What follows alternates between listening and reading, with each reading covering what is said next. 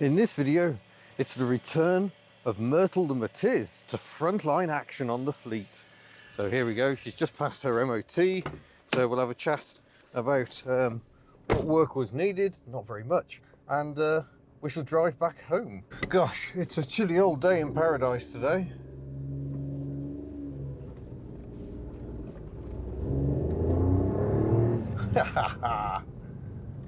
Silly car is silly. So yeah, a fairly straightforward MOT for Myrtle this time. A bulb failed, which is very irritating because I did do a bulb test before setting off on the journey, because no one likes a stupid fail, but nonetheless I got one. And the other issue was emissions, and that's very irritating because 2 years ago when I got Myrtle back, I did have a new catalytic converter fitted. Fortunately, a kind of Cataclean or something of that ilk seems to have made the difference this time. I mean, it doesn't help. This car has had a lot of short runs lately and not many long runs, so that's not very good for the cat.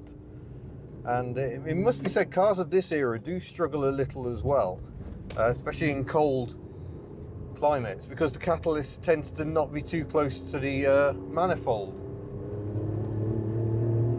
I think on more modern engines, they tend to have the manifold, well, the cat rather, much closer to the manifold, and that helps get them to warm up quicker.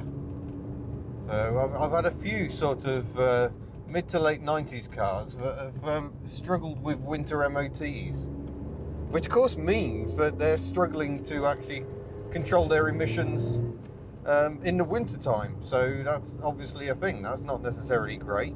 Nonetheless, we've got the ticket for another year, so Myrtle is back in business, and I'm glad about that. I've missed her cheeky little character.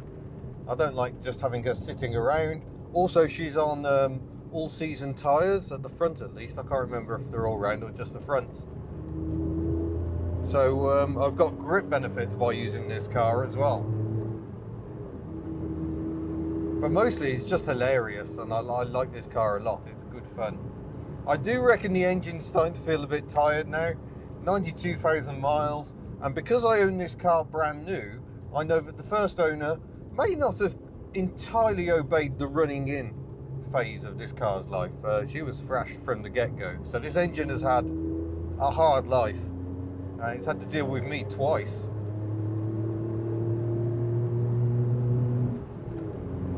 It's like a little baby V6. Oh, quite hilarious. Also, the heater output seems to be woeful, so that might be something to look at. Unfortunately, a previous owner, there was a coolant leak, and the previous owner chucked a bottle of Radweld in, which did absolutely nothing about the pinhole leak in one of the coolant pipes. So yeah, be careful about just chucking Radweld in, because it's nasty stuff. It gunks up heater matrices. There's often a bit of a gurgling noise from the heater matrix on this car, which is I'm sure is not entirely great.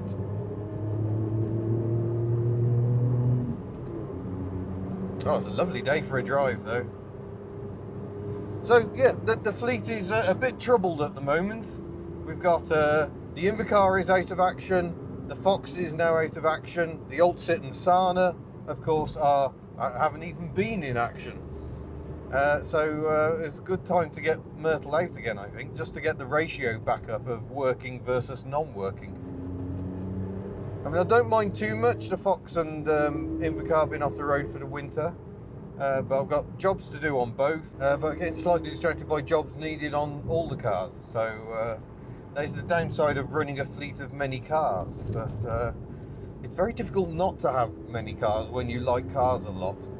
I was just watching a most excellent interview conducted by Car Pervert on his Late Break Show channel with Chris Harris from Top Gear. Now, I can't stand Top Gear, but I have an awful lot of respect for Chris Harris, and that only grew while watching that interview, as he talked about the sort of his mental health challenges because of the horrible comments he was getting about ruining Top Gear. He wasn't responsible. He's the watchable aspect of Top Gear. And he likes 2CVs, he owns Peugeot 205s and Citroen AXs. He has lots of cars, so very typical of many of us. I mean, Johnny Smith himself has a fair few cars knocking about. It's kind of what we do. We get a bit out of control. Roadkill Garage, everyone involved in those shows, too many cars. So I do sometimes think it'd be good to focus, but I'm just not sure I want to get rid of any of the cars. That is the problem. How do I get rid of this car? It's worth nothing, but it means a lot to me. This car was instrumental in a very important part of my young adult life. And yeah, there's a lot of memories attached to this car, like driving down to Brixton to watch 9 Inch Nails at the Brixton Academy, and then driving back home again because I had to be in work the next day. Yeah, things like that. I remember I did actually do very naughtily, because I was young and stupid, I did max Myrtle out on the M40 on one of my trips down south. Downhill we managed to get to 100 miles an hour, at which point the rev limiter kicked in. So that was back when Myrtle was only, what, maximum of a year old, probably younger. So like I say, she was not treated very well from the get-go. But yeah, we're certainly hoping to teach Miss Hubnut to drive in this car. Need to change the insurance to reflect that, and get some L plates, or D plates I think they might be in Wales, and yeah, do some tuition. So there's lots of adventures to come with this little car. The biggest problem this car has at the moment is the idle goes very iffy at times. So I think I need to look into that, probably get the inlet manifold apart, clean everything out. I presume there's an idle control valve somewhere that might benefit from a bit of attention as well. Because learning to drive in a car which won't idle properly, very difficult. Right, there we are then. I haven't got to do much more other than drive home in Myrtle. That is the update, really. She's back in my life again. I'm very happy about that. Yeah, now I need to get back home. We've got more merchandise to pack today. And yeah, exciting times. Lots of calendars being sold. We're selling calendars all over the world, so that's great. But yeah, that aside, thank you very much for watching. The store for all the merchandise is at hubnut.org.